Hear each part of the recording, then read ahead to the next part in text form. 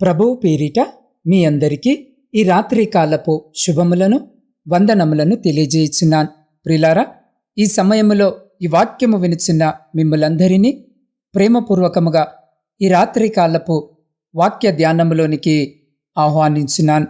పరిశుద్ధ లేఖన భాగములను మనము చదివినట్లయితే, సోమరి చీమల యొద్దకు వెళ్ళుము, వాటి నడతలు కనిపెట్టి జ్ఞానము తెచ్చుకొనుము.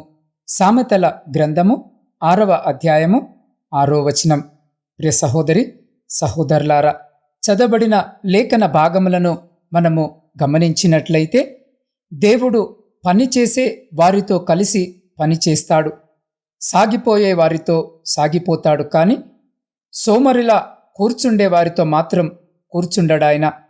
ప్రియులారా, ఒక రాజు తన రాజ్యంలోనున్న సోమరులనంతా ఒక చోట చేర్చి పరమ సోమరిని గుర్తించాలని, మీలో పరమ సోమరి ఎవరో చేతులెత్తండి అంటే అందరూ చేతులెత్తారట. ఒకడు తప్ప అంటే వాడు చేయి కూడా ఎత్తలేనంత బద్ధకస్తుడన్నమాట. వాడే పరమ సోమరి కిరీటాన్ని దక్కించుకున్నాడు. అవును ప్రియులారా, సోమరి పాత్రలో చేయి ముంచనే గాని తన నోటికి దాన్ని తిరిగి ఎత్తనైనా ఎత్తడు అన్న వచనము ప్రకారం వాడికి నమలడం బద్ధకమని, జ్యూస్ చేసి నోట్లో పోసినా గాని మృంగడానికి కూడా వానికి కష్టమే. అందుకే దేవుడు వారిని భూమి మీద అత్యంత అల్పజీవులైన చీమల యొద్దకు వెళ్ళి బుద్ధి తెచ్చుకొనుమని హెచ్చరిస్తున్నారు.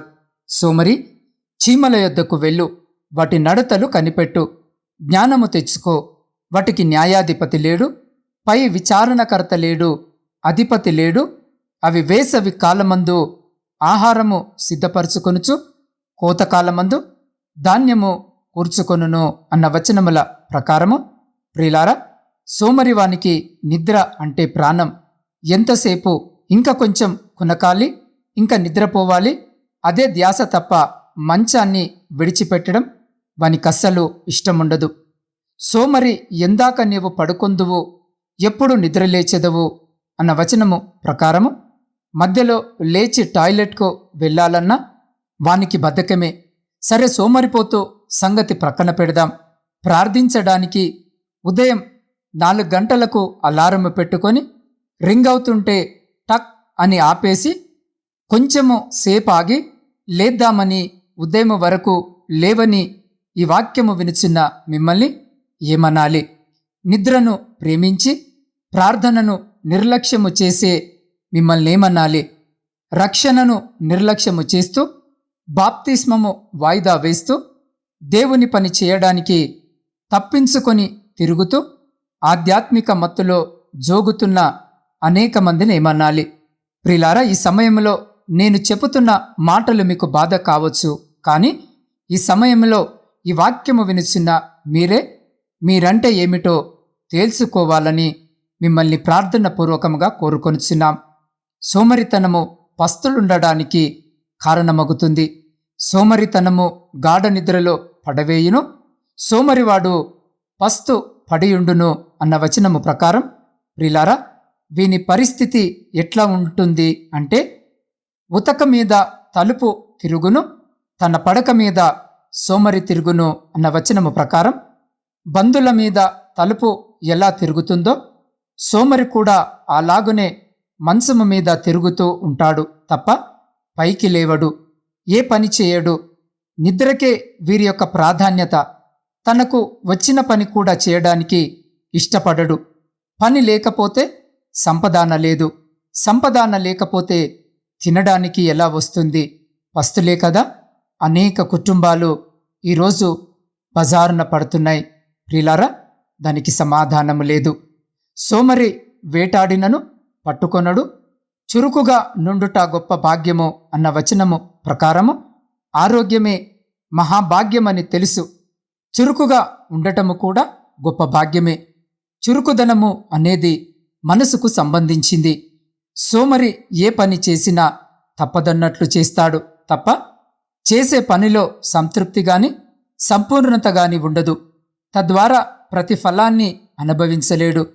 పక్షిని వేటాడేటప్పుడు అది క్రింద పడగానే వెళ్ళి పట్టుకోవాలి, కానీ ఈ బద్ధకస్తుడు వెళ్ళేలోపు అదెగిరిపోతుంది. అంటే కష్టపడిన ఫలితం దరిచేరదన్నమాట.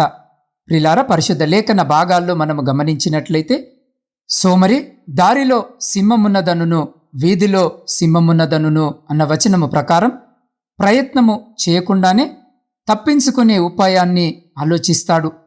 ఎక్కడికైనా వెళ్ళమంటే అయ్యో వెళ్తే ఇంకేముంది, దారిలో సింహముంది, నన్ను చంపేస్తుంది అంటాడు. ప్రయత్నమే లేనిది ప్రతిఫలం ఎక్కడిది?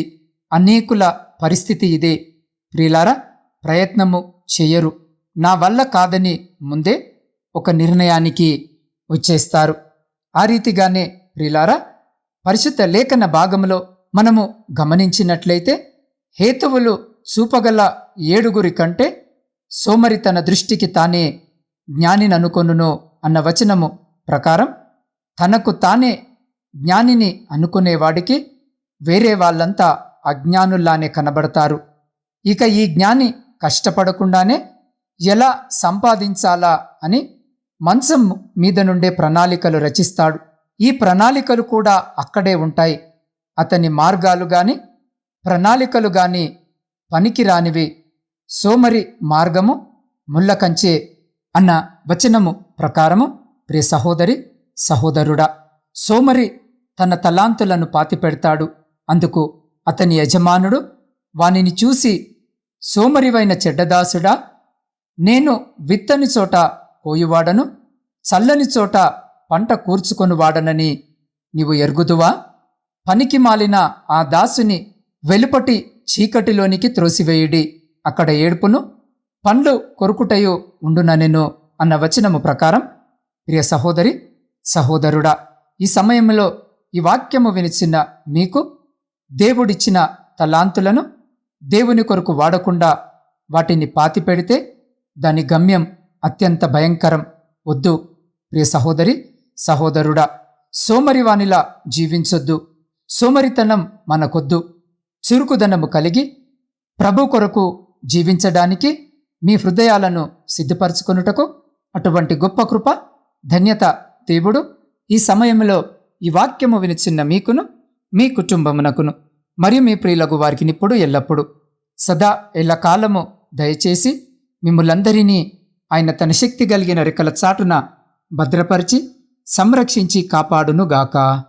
ఆమెన్. ప్రార్థన. పరిశుద్ధుడా, ప్రేమ నమ్మకము కలిగిన మా ప్రియ పరలోకమందున్న పరమతండ్రి, మీ జీవము కలిగిన పరిశుద్ధమైన నామానికి స్తుతులు స్తోత్రాలు వందనాలను తెలియజేయుచున్నాం.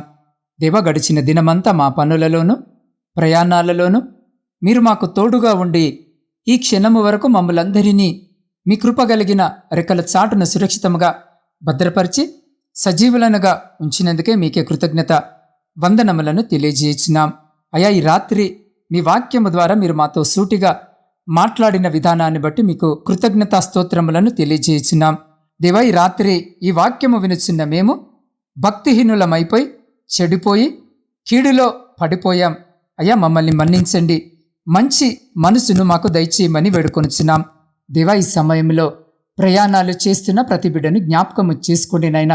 బిడ్డల ప్రయాణంలో మీరు తోడుగా ఉండి క్షేమకరమైన ప్రయాణము బిడ్డలకు దయచేయమని వేడుకొనుచున్నాం. అయ్యా, శారీరక మానసిక బలహీనతలతో బాధపడుతున్న బిడ్డలందరినీ ముట్టి సంపూర్ణ స్వస్థతను దయచేయమని వేడుకొనుచున్నాం. దేవా, ఎన్నో కుటుంబాలలో శాంతి సమాధానము లేదు నాయనా. అయా, కుటుంబాల మధ్య ప్రేమ అనురాగాలు లేనటువంటి ఎన్నో కుటుంబాలు కన్నీటితో ఈ రాత్రి మీ వైపు చూస్తున్నాయి నాయన. అయా, ప్రతి బిడ్డను జ్ఞాపకము చేసుకోండి. ప్రతి కుటుంబాన్ని జ్ఞాపకము చేసుకుని ఆ కుటుంబాలలో శాంతి సమాధానము నెమ్మది ప్రేమ ఐక్యతను దయచేసి మీ అందు భయభక్తులు కలిగిన కుటుంబాలుగా వారి కుటుంబాలను ఆశీర్వదించుమని వేడుకొనిచున్నాం.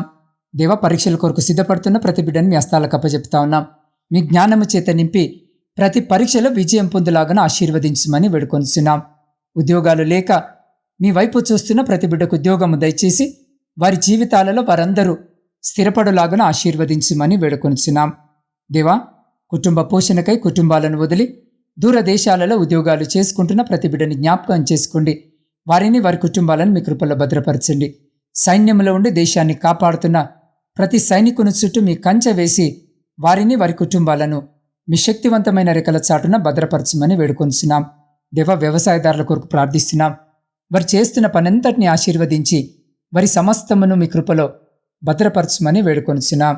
అయ్యా, వివాహాలు జరిగి సంవత్సరాలు గడుస్తున్న సంతానం లేక కన్నీటితో మీ వైపు చూస్తున్న ప్రతి గర్భాన్ని రాత్రి తెరిచి బిడలకు గర్భఫలము దయచేయమని వేడుకొనిచున్నాం. దేవా, ఆర్థిక సమస్యలు అప్పుల భారముతో మీ వైపు చూస్తున్న ప్రతి కుటుంబంలో నుండి ప్రతి ఆర్థిక లేమిని కొట్టివేయమని వేడుకొనిచున్నాం. దేవా, వృద్ధుల కొరకును వితంతువుల కొరకును శ్రమలను అనుభవించిన ప్రతి బిడ కొరకు ప్రార్థిస్తున్నాం. దేవా, ఈ రాత్రి బిడ్డలందరినీ జ్ఞాపకము చేసుకుని మీ కృపలో భద్రపరచండి. దేవా, వివాహాల కొరకు సిద్ధపడుతున్న బిడ్డల కొరకు ప్రార్థిస్తున్నాం. వివాహాలు జరగక మీ వైపు మీ సహాయం కొరకు ఎదురుచూస్తున్న ప్రతి బిడ్డను కూడా జ్ఞాపకము చేసుకుని కావలసిన సహాయము దయచేయమని వేడుకొనిచున్నాం. దేవ, మీ సేవలో ముందుకు కొనసాగుతున్న ప్రతి సేవకుని సేవకురాల్ని రాత్రి జ్ఞాపకము చేసుకుని వారిని వారి కుటుంబాలను వారి పరిచర్య అంతటిని మీరు ఆశీర్వదించి ముందుకు నడిపించమని వేడుకొనిచున్నాం. దేవ, నూతన గృహాల కొరకు ఆశ కలిగి మీ వైపు చూస్తున్న ప్రతి బిడ్డ కోరికను తీర్చమని వేడుకొనిచున్నాం. అయ్యా, ఈ గాఢాంధకారమైన చీకటిలో మేము నిద్రించునగా మా గృహాల చుట్టూను, మా ఇరుగు పొరుగు వారి గృహాల చుట్టూను, మా ఆత్మీయుల గృహాల చుట్టూను మీ అగ్ని కంచె వేసి ప్రతి బిడ్డను ప్రతి విధమైనటువంటి దురాత్మ అంధకార శక్తి నుంచి సంరక్షించి కాపాడి మీ చిత్తమైతే మీరు అక్కడ ఆలస్యమైతే ఎన్నికలేని మమ్మలను మరొక శ్రేష్టమైన నూతన దినములోనికి ప్రవేశింపజేయమని మా రక్షకుడును మీ ప్రియకుమారుడైన యేసు క్రీస్తు శక్తి కలిగిన నామమున ప్రార్థించి స్తుతించి అడిగి పొందుకొని ఉన్నాము తండ్రి. ఆమేన్.